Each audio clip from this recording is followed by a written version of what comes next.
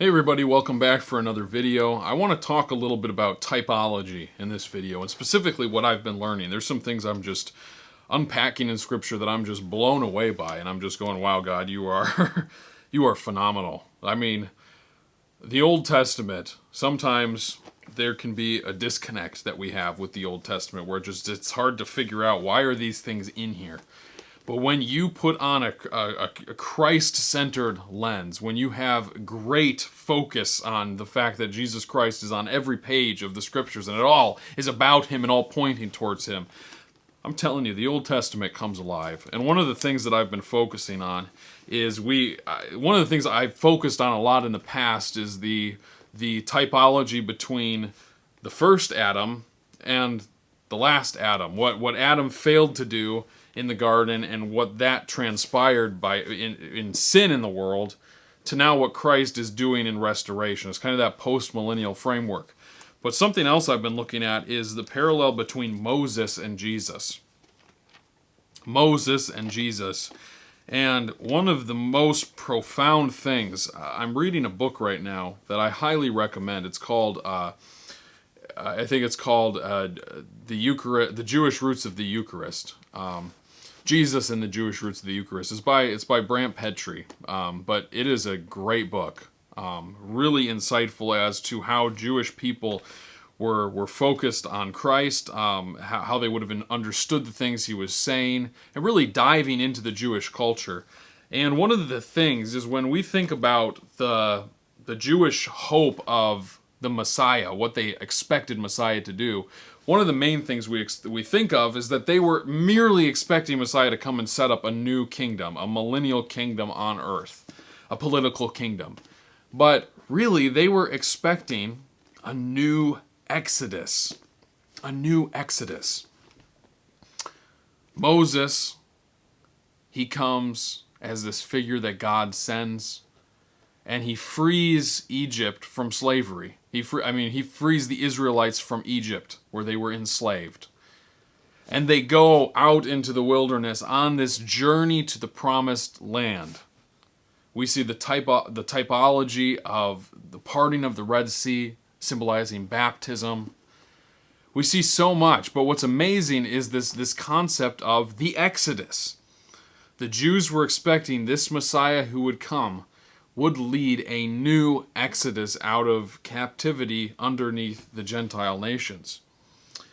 And something that just smacked me in the face is in Luke's account of the Transfiguration, we read these words.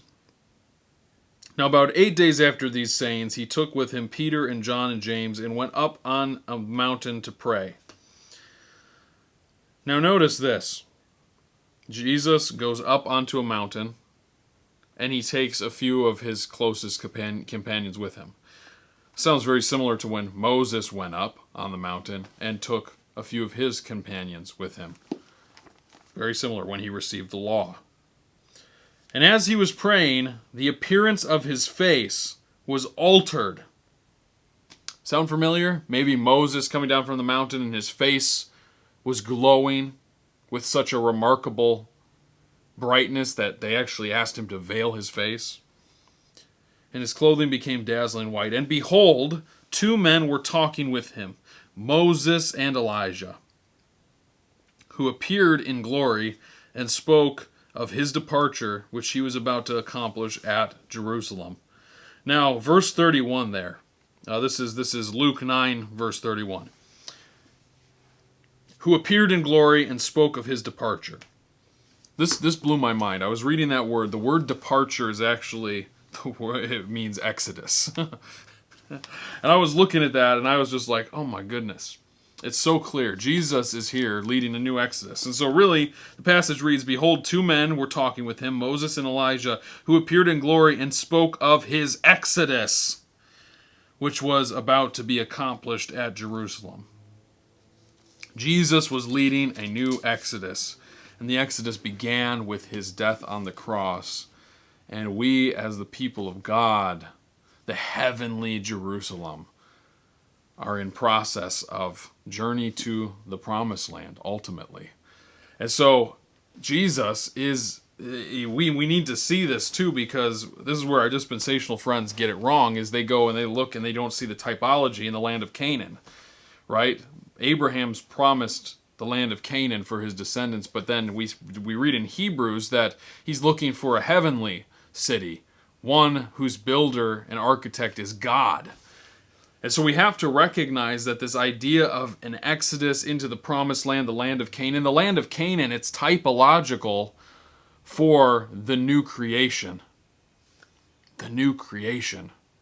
And so really, what all of this pointed to was the fact that Jesus, the new Moses, the new temple, the Sabbath rest, the fulfillment of all these things was here to lead a new exodus into a new, permanent, everlasting, purified, perfect, curseless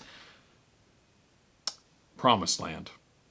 And so these are some of the things I've been learning recently, and it has just been so affirming to my faith. And so the point of this video is not necessarily to do a whole lot of teaching as much as it is just to say, when you recognize the typology that's used in Scripture throughout the Old Testament and seeing it expounded on in the New Testament, you will have such a deep appreciation for the Old Testament. It begins to come alive, and you begin to see how everything relates to what Jesus accomplished and is accomplishing right now as he reigns from heaven.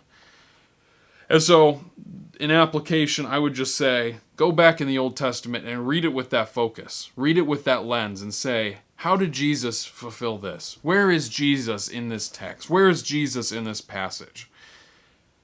And be amazed as you watch Scripture come alive as every single thing points to him.